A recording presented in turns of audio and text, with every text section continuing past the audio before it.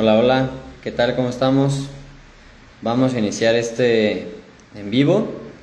Ah, Igual agradezco la invitación a AFIG y este apoyo de AFIG porque vamos a hacer un curso de neurociencia en Guadalajara en 15 días, así que están invitadísimos, invitadísimas, y por eso vamos a hacer este en vivo. Bueno, no solamente para eso, sino para hablar de temas súper relevantes y útiles en cuanto al mundo de dolor y presentar la mejor manera para estudiarlo. Esto es lo que te voy a ofrecer hoy. Cómo estudiar de manera adecuada este complejo tema, en qué orden hacerlo y por qué. Y seguramente a partir de ahí saldrán muchísimas dudas, comentarios, opiniones, casos clínicos, etcétera. Pero es bien interesante ver cómo toda esa experiencia de dolor va desde la parte estructural, o sea, desde la estructura hasta el cerebro. Y hay veces que puede ser del cerebro hacia la estructura también, ¿verdad? Sin embargo, es bien interesante que conozcas todo ese camino, por eso se titula así este live, de la neurona al cerebro, de la periferia al centro, que también a veces el dolor puede ser del centro a la periferia, pero sobre todo revisar esos pasos para que tú lo tengas muy claro y sepas cómo estudiar y sepas cómo investigar y sepas cómo plantear esto en tu clínica, en tu consulta, en el día a día. ¿Sale? Así que vamos a ir dando más entrada a los demás. No sé si hay algún comentario inicial de alguien. Con gusto lo leemos y lo escuchamos. Saludos a todos los que ya se van conectando. El videito se va a quedar colgado porque voy a dar ese orden preciso de cómo abordar el dolor, estudiar el dolor, encarar el dolor, porque es muy muy complejo, ¿no? Tanto en su estudio como en su explicación, y ahora con todo lo interconectado de lo psicoemocional y la inmunología y lo nutricional, se vuelve un rollo estudiarlo, pero vamos a hacerlo de manera ordenada y ese orden es el que te quiero compartir hoy. Igual lo voy a compartir en un post, ese orden de cómo estructurar el estudio del dolor desde mi experiencia, desde mi clínica y desde mi trabajo de investigación en el día a día en este tema que me apasiona y llevo capacitando más de 7 años, ¿vale? Entonces, vamos a iniciar, ya después quedará colgado. Fíjense bien, para poder estudiar el dolor de la neurona al cerebro, de la periferia al centro, hay una serie de pasos. El primer paso es la transducción. Primero voy a decir los pasos y después voy a explicar cada uno, ¿vale? Y como sus subtemas. Entonces, primer paso, transducción. Segundo paso, transmisión. Tercer paso, modulación.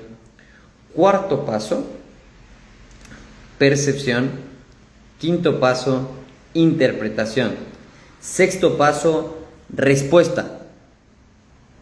¿Sí? Todo eso es muy importante. Hay respuestas en medio de los caminos, que ya lo vamos a ir viendo, ¿sí? Entonces, si tú quieres decir cómo voy a iniciar a estudiar este complejo tema de dolor, necesitas ir abriendo esas carpetas. Transducción, transmisión, modulación, percepción, interpretación y las respuestas que hay ahí. Después, en cada tópico vamos a elaborar subtemas. Igual yo insisto que te lo comparto en un post y si hay duditas ahí particulares se los voy diciendo. Pero mira, la primera, la transducción. ¿Qué es la transducción? Resumido y concreto. El sistema nervioso, su lenguaje son los potenciales eléctricos. O sea, el lenguaje que habla el sistema nervioso son potenciales eléctricos.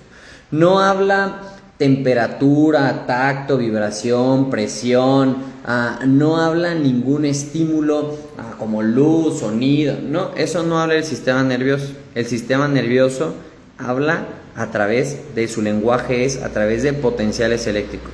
Entonces, la transducción, que es el primer paso, es la traducción de un estímulo mecánico, que puede ser presión, tacto, vibración, no sé, una manipulación a alta velocidad, un cambio de posición, ¿sí? Un estímulo mecánico, químico, térmico o potencialmente nocivo. Ojo, estos son mis estímulos mecánicos, químicos, térmicos, potencialmente nocivos, se traducen a potenciales eléctricos. Esa es la primera fase.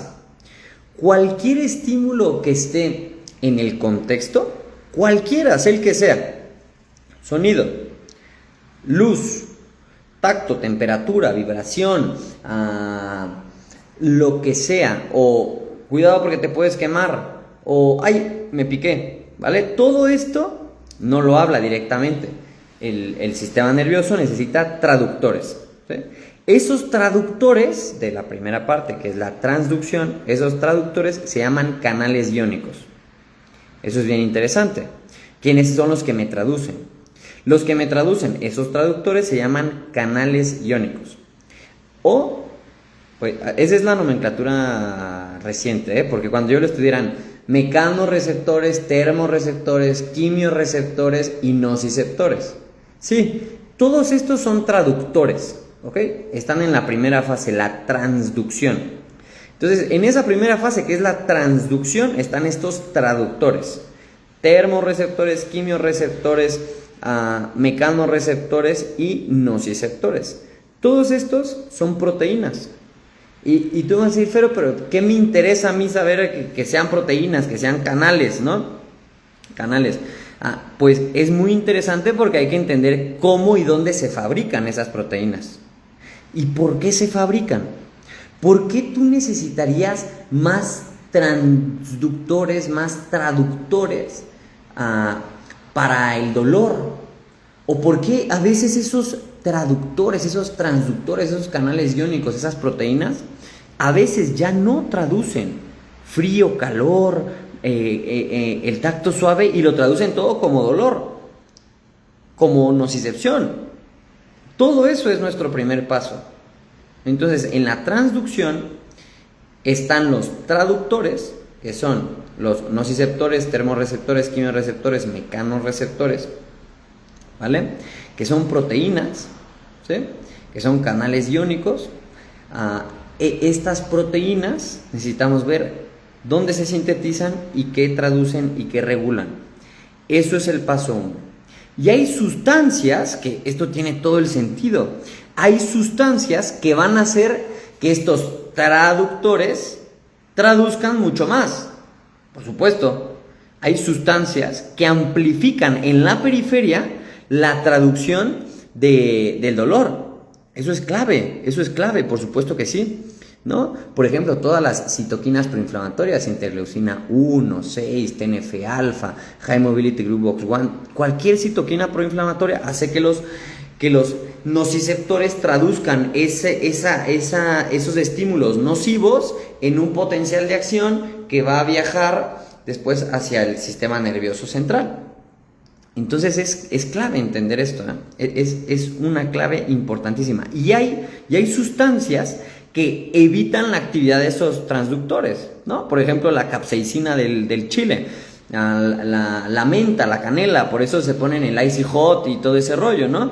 Porque esas sustancias inhiben la actividad de estos transductores. Nuestra terapéutica, los que somos fisios, kines, osteópatas, los que utilizamos estímulos mecánicos, esos estímulos mecánicos se traducen en potenciales de acción, ¿sí? O los estímulos térmicos, o cualquier variante de estímulos químicos que empleemos, como farmacología, suplementación, pero también cambio en la dinámica de gases. Cualquier cambio químico es súper interesante porque activa estos quimiorreceptores y después despolariza la membrana, potencial de acción, y vamos al segundo paso. Pero, ¿qué es lo que ocurre en el dolor crónico? Fíjate lo que ocurre en el dolor crónico en el primer paso. Primer paso, transducción, ¿vale? ¿Qué es lo que ocurre en el primer paso en el dolor crónico? Lo que ocurre en el primer paso en el dolor crónico es que el cerebro es capaz de producir más nociceptores en la periferia.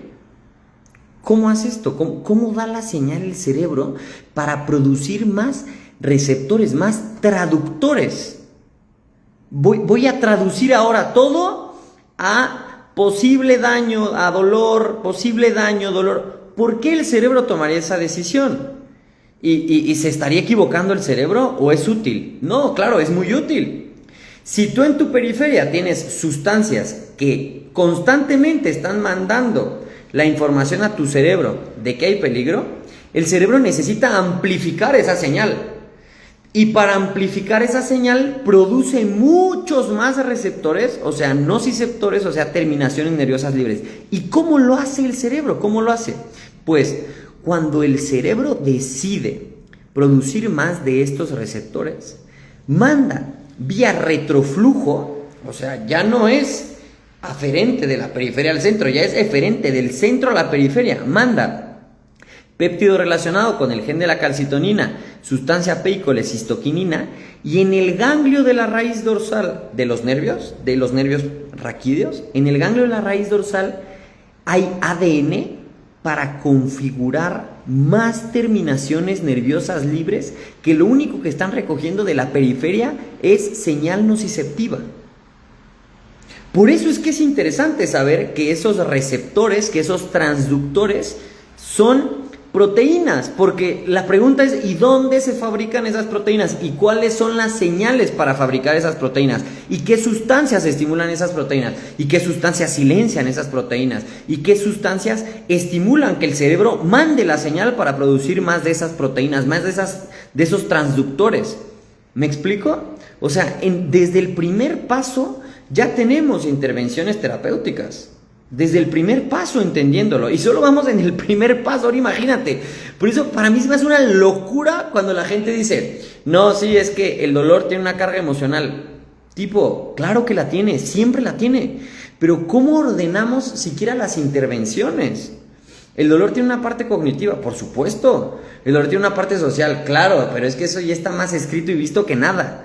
Pero ¿cómo llegamos ahí saltándonos pasos de comprender moléculas, de comprender estructuras, de comprender cómo funciona el sistema nervioso central, que eso es la neurociencia?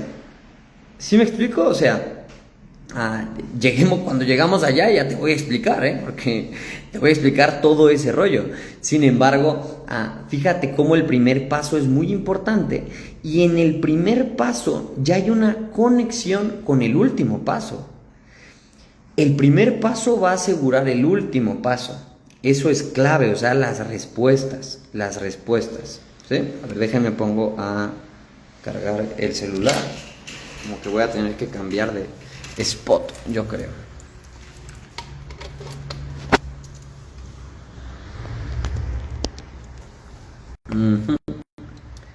Perfecto. Entonces vamos por el segundo paso. El segundo paso es la transmisión. Primer paso, transducción. ¿Qué significa transducción?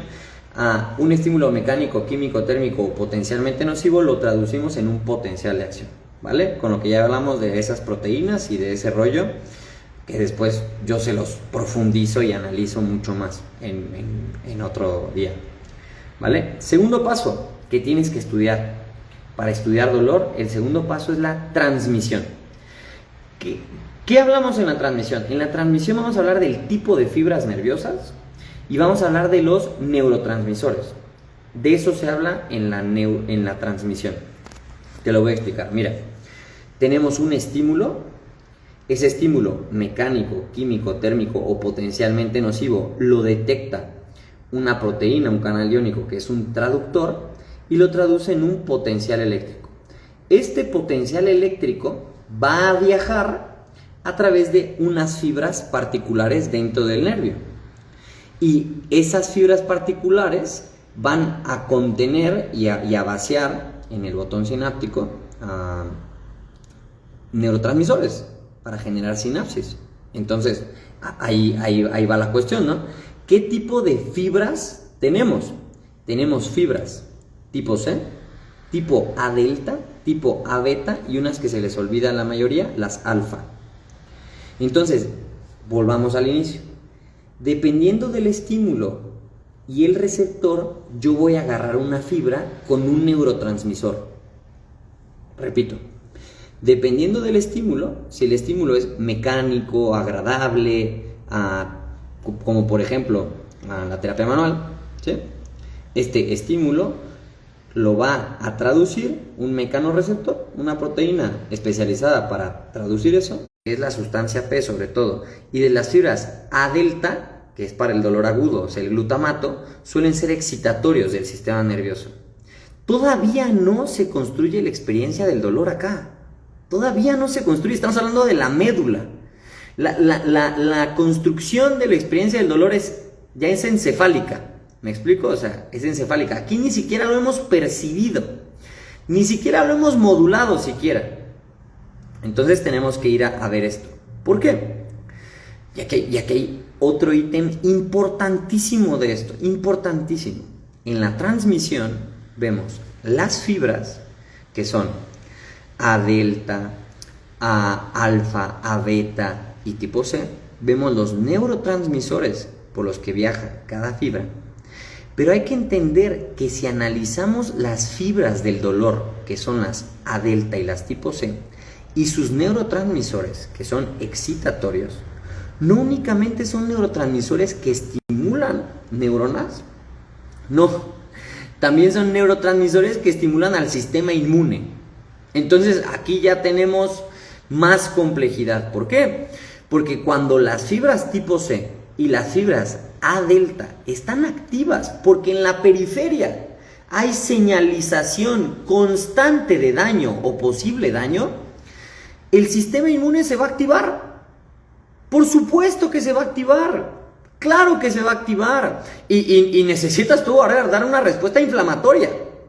¿Me explico? Y esa respuesta inflamatoria se da principalmente a nivel medular. Y esa respuesta inflamatoria de neuroinflamación a nivel medular es lo que comienza a generar procesos complejos del dolor, como el dolor en espejo. O sea, me comenzó a doler una rodilla y después la otra. No es porque estás cargando más de un lado que del otro. Me comenzó a doler un hombro y luego el otro. No es porque estás cargando más con un lado que con el otro. O la teoría ahí apunta a ser poco útil. Es probable, ¿sí? Es probable, pero no tanto como entender que si tú constantemente desde la periferia estás mandando señales, o desde el centro estás mandando señales. ¿Y cómo mandas las señales? Son potenciales eléctricos que viajan por fibras que depositan neurotransmisores. Y esos neurotransmisores son excitatorios, también activan al sistema inmune.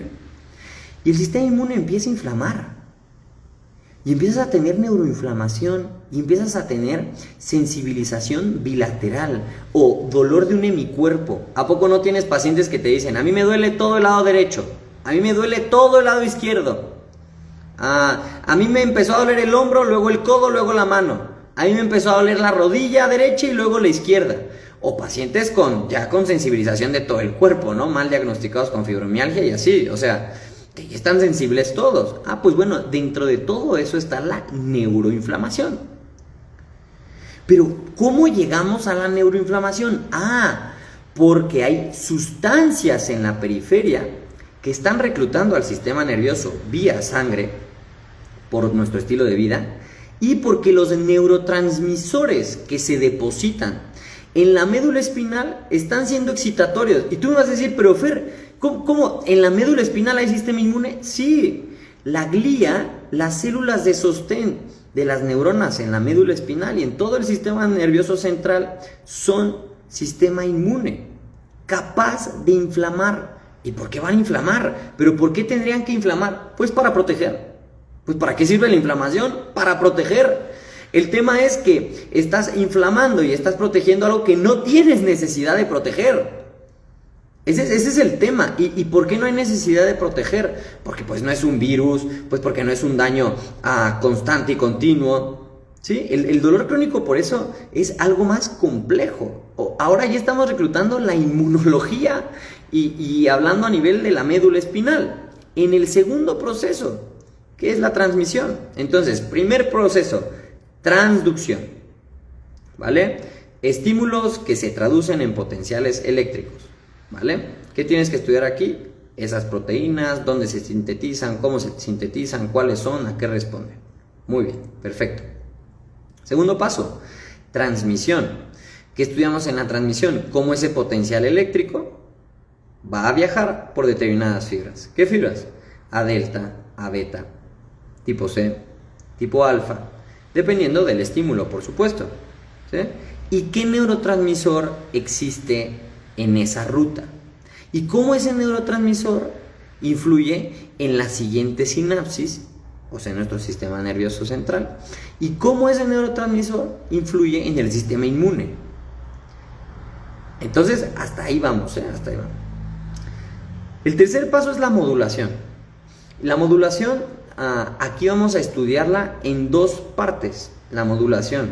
Una modulación encargada por la médula espinal, que es toda la teoría del gate control que tú ya conoces. La modulación por el gate control. ¿Qué significa esto? De estas fibras que te decía, tipo C, A, delta, beta, alfa, hay unas que son más rápidas. Son más rápidas porque tienen más mielina, tienen más prioridad en la médula espinal y la médula espinal prioriza. Entonces hay una manera de modular a través de la médula espinal con esas fibras, que es ahí nuestro principio de terapia manual, electroterapia y muchas terapéuticas más. Toda la teoría de modulación espinal por el gate control. Pero la médula espinal se comunica con otra área que a la mayoría se le olvida, que es la sustancia gris periacueductal.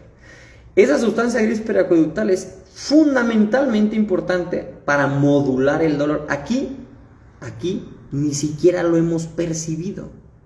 Aún yo no me entero que hay un daño o un posible daño en mi cuerpo.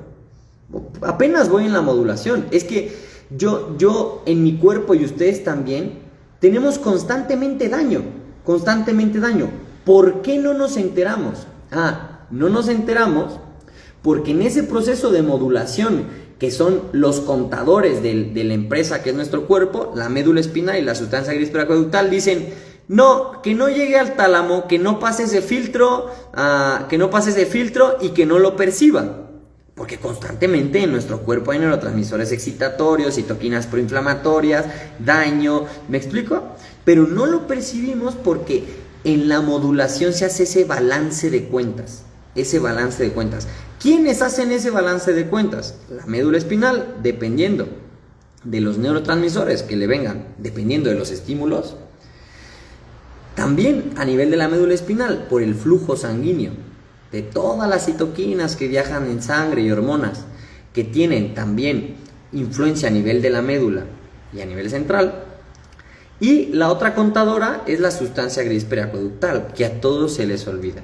Y la sustancia gris periacueductal es la comandante de nuestro sistema motórico emocional, que es una parte del cerebro más inconsciente, pero que es la que nos sirve para salvar la vida.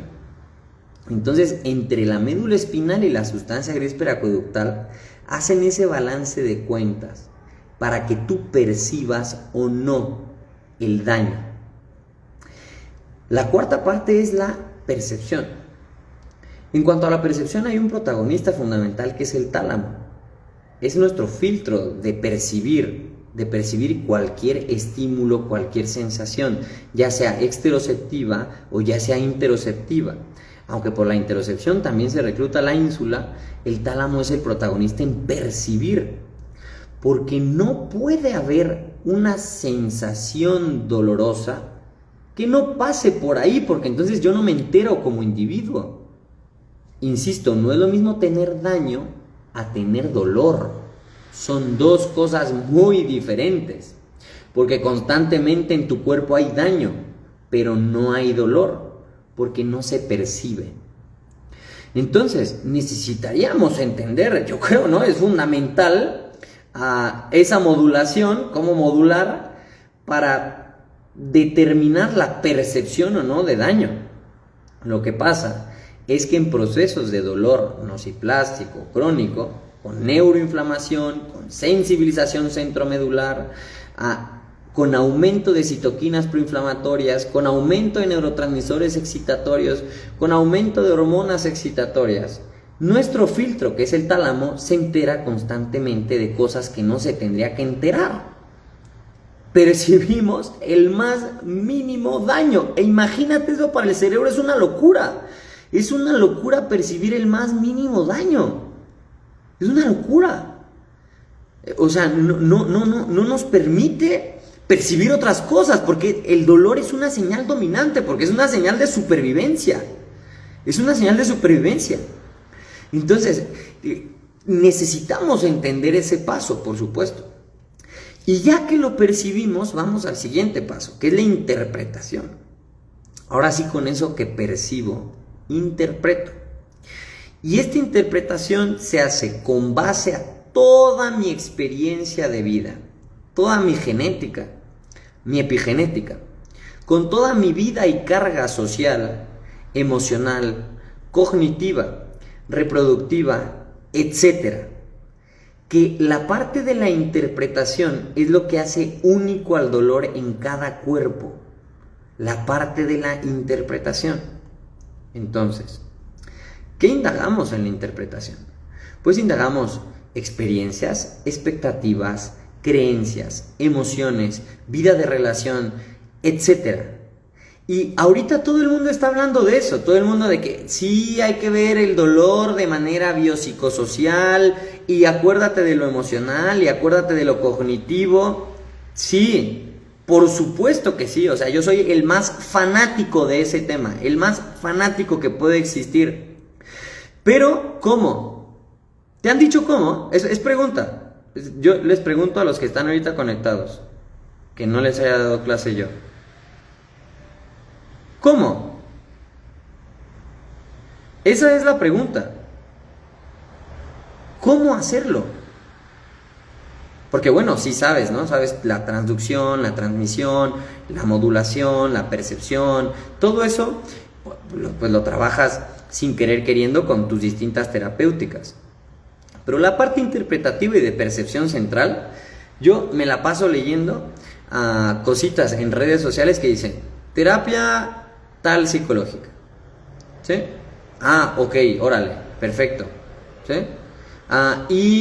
Depende de las creencias, reformular las creencias y neuroeducación. ¿Cómo? ¿Me explico? O sea, no hay metodología. ¿Por qué? Porque para tener una metodología de construcción central de la interpretación necesitas conocer todos los pasos previos que expliqué. Todos los pasos previos que expliqué. Y cómo se configuró lo central. Y la pregunta es, ¿cómo se configura lo central? Pues la configuración central de la alarma, de la interpretación, de ese nivel de respuesta que vas a dar, que es el último paso, es ultra personal. Fer, pero ¿es verdad que hay cositas que son similares en la mayoría? Claro, porque vivimos en culturas similares, en épocas similares, con creencias similares, con expectativas similares, pero con experiencias de programación muy diferentes. Y las experiencias de programación que van a programar tu interpretación, a veces y la mayoría, y en su mayor calidad, son preverbales. Son preverbales. Son estímulos que se recibieron o no en los primeros 0 o 7 años de vida. Son preverbales. Son sensoriales, son sensitivas, son motoras. Son preverbales. Entonces, analizar las expectativas y las creencias de un paciente y su entorno cultural y su vida social y todo eso, ¿hay que hacerlo? Por supuesto que hay que hacerlo. Por supuesto. Pero ¿cómo? O sea, ¿quién me lo dice aquí cómo? Porque la mayoría somos osteópatas, fisios, kines, médicos. Por ahí los psicólogos lo tendrán más claro. Pero yo he capacitado a más de 80 psicólogos y hago esta pregunta con diferentes corrientes a esos psicólogos. Y yo les pregunto, ¿cómo integras el paso 1, al 2, al 3, al 4, al 5 a la respuesta? Y esa respuesta basada en una interpretación que es única. Eso es lo complejo. Entonces, Para eso hay una metodología, por supuesto. Hay muchas metodologías. Yo no considero que mi metodología sea la mejor, pero tiene un orden. Tiene un orden y ese orden tiene un respaldo en la neurofisiología y un respaldo en el funcionamiento de esta experiencia. Porque nosotros podemos trabajar la transducción. Claro, pues hay mucha gente que se pone un analgésico tópico, ¿no? Pero pues es que hay veces que ni siquiera es útil ni necesario. Pero pues bueno, por algo existen. ¿Sí? Para una contusión, por ahí, bueno, ok. Pero hay que entender cómo funciona eso, para ver de qué manera emplearlo nosotros en consulta. Porque no será lo mismo tocar con 10 gramos de presión a tocar con 40 gramos de presión. Porque estamos mandando estímulos diferentes, por lo tanto reclutando transductores diferentes, por lo tanto reclutando fibras y neurotransmisores diferentes, por lo tanto mandando mensajes a la médula, a la sustancia gris preacueductal y a todo el encéfalo de manera diferente. Por eso necesitamos ver cómo estimular a ese sistema nervioso y cuando hay dolor agudo es una cosa y cuando hay dolor persistente es otra cosa. ¿Me explico? Es otra cosa. Y después, bueno, y esos neurotransmisores, que es el paso 2, ¿verdad? Transmisión. Y esos neurotransmisores del paso 2, la sustancia P, el glutamato, esas endorfinas, ¿será que podamos influenciarlas con el estilo de vida? ¿Tanto para bien como para mal? Sí, por supuesto, y muchísimo. Y esa neuroinflamación en la médula que llega vía citoquinas en sangre y esos neurotransmisores que llegan a la médula, podemos influenciarlos en la camilla, en el ejercicio terapéutico, en la nutrición, en el estilo de vida, en la psicoterapia, en la terapia de reintegración, etc. Sí, claro que podemos hacerlo. Pero si te vas dando cuenta hay que ponerle un orden, ¿Y cómo trabajar a nivel medular? Pues bueno, ya sabemos que es el tercer paso, la modulación. Y luego, ¿qué hace la sustancia gris preacueductal? Que es una de las que hace el balance de cuentas, ¿no? Con la médula espinal y la sustancia gris preacueductal balancean para que después el tálamo y la ínsula perciban o no. ¿Y podemos hacer cositas para que el paciente perciba menos o más? Se pueden hacer. Y luego, ¿cómo revisar esa interpretación del paciente? Creencias, expectativas, experiencias, bla, bla, bla. ¿Y cómo ejecutar tratamiento desde arriba para abajo? O de abajo para arriba. Por eso es que hay ese orden de estudio. ¿Me explico? Ese es el orden de estudio que te propongo, que puedes revisar donde quieras. Hay bibliografía que respalda esto, donde quieras. Transducción, transmisión, modulación, percepción, interpretación y las respuestas. Es la clave. Y en la transducción, sustancias que aumentan, sustancias que disminuyen, las proteínas, o sea, los transductores, ¿vale? ¿A qué estímulos responden? En la transmisión, las fibras, los neurotransmisores, en la modulación, todo lo que es médula espinal, neuroinflamación primaria y sustancia gris preacueductal, en la percepción, tálamo, ínsula, sobre todo en la interpretación, toda la neuromatrix y este concepto de neuromatrix de Torwagen y las respuestas. Esa es la manera de estudiar y de enseñar. Y bueno, por supuesto que es más complejo que esto, pero yo así lo comencé a estudiar, lo sigo estudiando, sigo puliendo cosas en el camino que comparto. Y es muy útil este procedimiento para que tú vayas organizando mucho más tu manera de estudiar y de atender a tus pacientes, ¿vale? A ver, no sé si hay alguna duda hasta aquí, antes de entrar a otra temática. ¿Dudas? ¿Hay alguna duda en particular? Les leo. Ánimo, anímense a preguntar. Quiero ver dudas.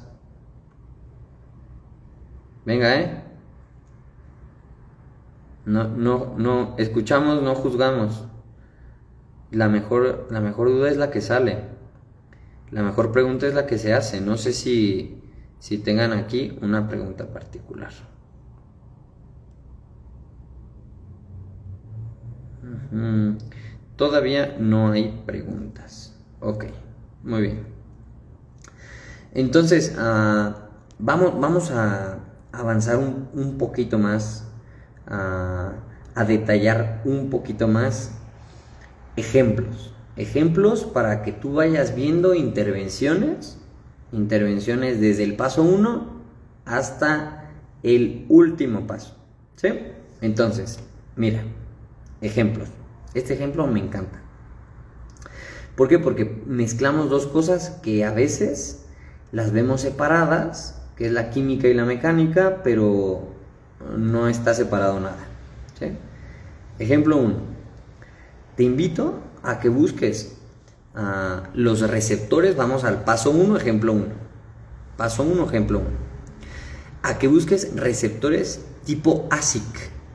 Receptores tipo ASIC. Canales iónicos sensibles a medios ácidos. Porque es un quimioreceptor que está súper, ultra recontra archi metido en el dolor miofacial. O sea, es que todos hablamos de terminaciones nerviosas libres, usos neuromusculares, órgano tecnoso de Golgi, los corpúsculos que hay en la fascia, los corpúsculos intersticiales de la fascia y todo lo que me quieras hablar de fascia y receptores. Pero nos habíamos preguntado acerca de esos canales iónicos que responden a medios ácidos, porque eso es fundamental en el dolor musculoesquelético. Y esos canales iónicos sensibles a medios ácidos, ¿a qué responden? A poco oxígeno. ¿Y en dónde hay poco oxígeno? En la postura prolongada. Entonces, cuando nosotros oxigenamos más, pasamos las manos por el paciente, termoterapia, etcétera, cualquier cosa que lleve oxígeno, movimiento al cuerpo del paciente, ya no hay transducción de esos canales iónicos sensibles a medios ácidos, por lo tanto, ya no hay actividad de fibras tipo A delta, por lo tanto, ya no mandamos esos mensajes a nivel medular y por lo tanto, ya no percibo dolor ni fatiga. ¿Sí nos damos cuenta? O sea, todo esa serie de pasos me sirve. ¿Por qué? Porque luego yo tengo pacientes, ahora te voy de arriba abajo.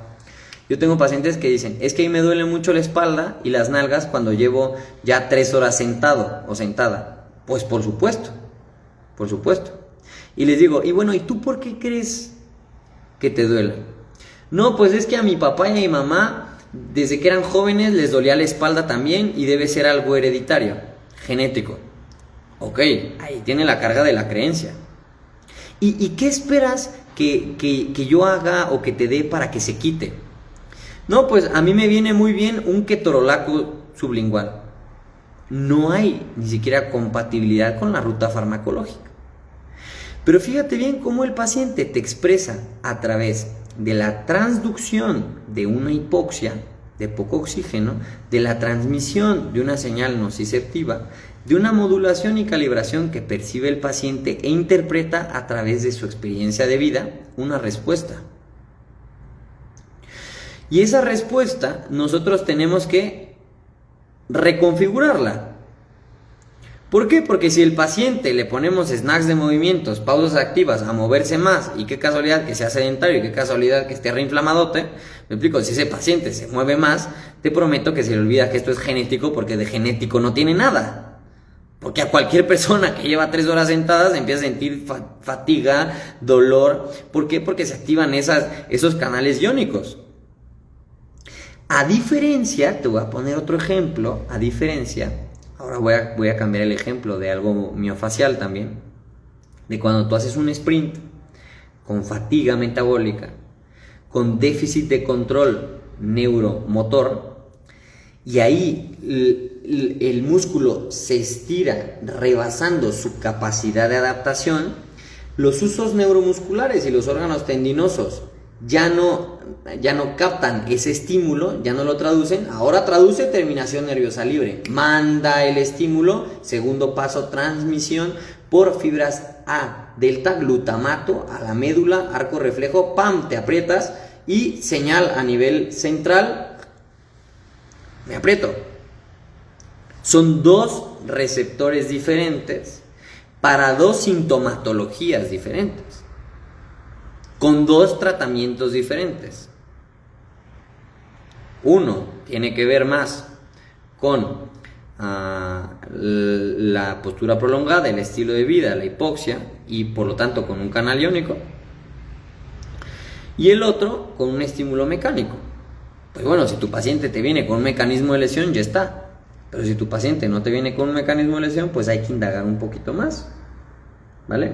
Eso puede ser un ejemplo muy bueno para que te vayas introduciendo en la transducción, qué rollo con esas proteínas, esos canales iónicos, esos mecanorreceptores, quimioreceptores, termorreceptores, todos los receptores de los tejidos que he puesto en mis redes muchas veces, porque seguimos creyendo que la fascia y el músculo y otros tejidos tienen solo receptores mecánicos, químicos, nocivos, y tienen receptores de hormonas, y tienen receptores de tropecientas mil cosas.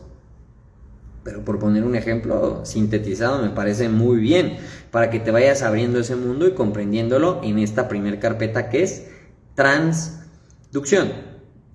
En la transmisión te voy a contar algo interesante también de la transmisión, donde vemos los tipos de fibras y donde vemos los neurotransmisores.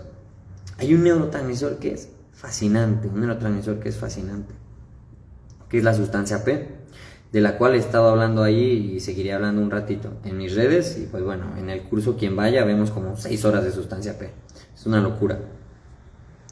Pero esa sustancia P que viaja por fibras tipo C, sobre todo las del dolor persistente, estamos en transmisión, paso 2.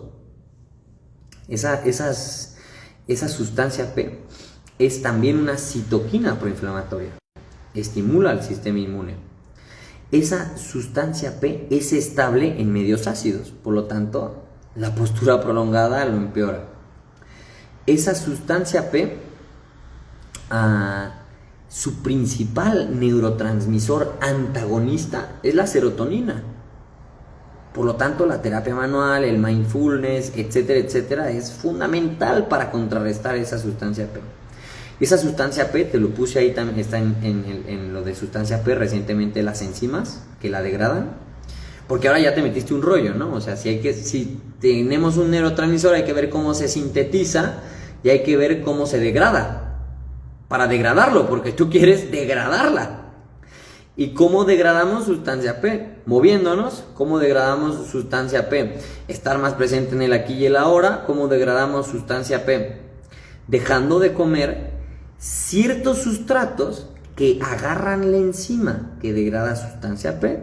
Por ejemplo, harinas, lácteos, carne de cerdo, enlatados, bla, bla, bla. Porque recluta dipeptidilpeptidasa 4 e inhibe la degradación de la sustancia P. Entonces, qué interesante, porque hay que saber de cada neurotransmisor también cómo se sintetiza y degrada.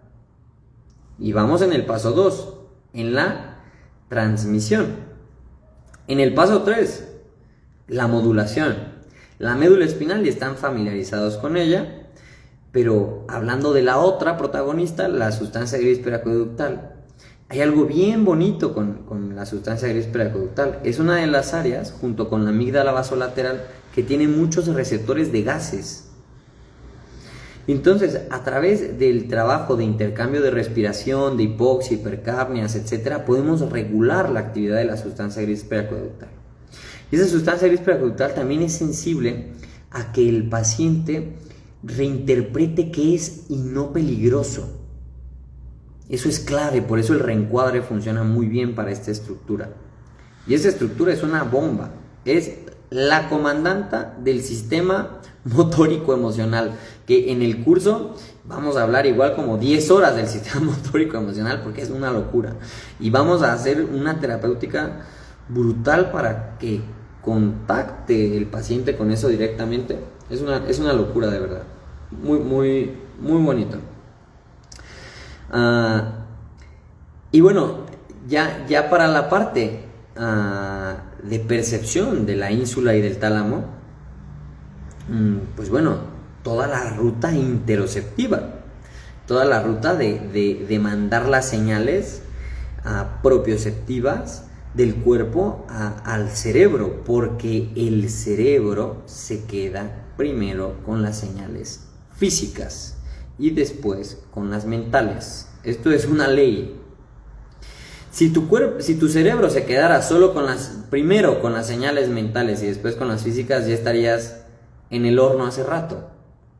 El cerebro primero se queda con las señales del cuerpo y después con las señales mentales. Esto es así porque sin cuerpo pues no estarías en esta dimensión de la realidad. Fin. Entonces, todo el trabajo interoceptivo de la ruta vagal, de la terapia manual, del ejercicio de conciencia corporal nos ayuda mucho en la percepción, muchísimo. Y en la interpretación, pues cómo se construyó esa alarma, cómo se refinó esa alarma.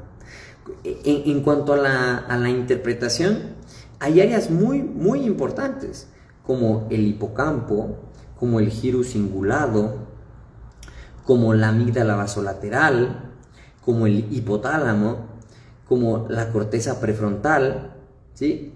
En general, Thor Wagen estudió más de 40 áreas. En el concepto de Neuromatrix se reconocen más o menos 18. Pero hay estructuras que son protagonistas. Y entender cómo se programaron esas estructuras es muy bonito. Entender cómo se programó una amígdala y un hipocampo es muy bonito. Y cómo reprogramarlos. Y Fer, pero ¿qué puedo hacer yo si soy médico, nutriólogo, kine, osteofisio para reprogramar eso? Muchísimo. Muchísimo más de lo que te imaginas. Muchísimo más. Y si eres psicólogo, también muchísimo. Pero van de la mano. ¿Vale? Van de la mano. Y cómo programar cada una de esas áreas, o cómo revisar primero cada una de esas áreas para ver si requieren estímulos, es muy, muy padre. Es muy padre, nos damos cuenta realmente de la persona que está enfrente, ¿no? Ya después que acepte el estímulo terapéutico y la respuesta es cosita de irle buscando, de tiempo y de repetición, ¿verdad? Pero en general esa manera de verlo, de ordenarlo, creo que hoy te puede dar una luz muy interesante para que vayas a tu IA o al buscador que quieras o al libro que quieras para estudiar en orden este proceso tan complejo que nos interesa a todos y a todas. No solamente porque lo atendemos, sino porque es parte de nuestra experiencia de vida. Por eso es que es tan importante. No hay nada más importante para el cerebro que la supervivencia, la reproducción, el dolor y el placer. No hay nada más importante. Lo demás ya es metacognitivo, más humano, el propósito de vida, nuestra trascendencia. Eso por supuesto que es importante, pero en lo primitivo, en lo evolutivo, hay jerarquías, hay prioridades. Y después en lo metacognitivo también es muy chulo porque uno también puede arrastrar desde lo metacognitivo, ¿no?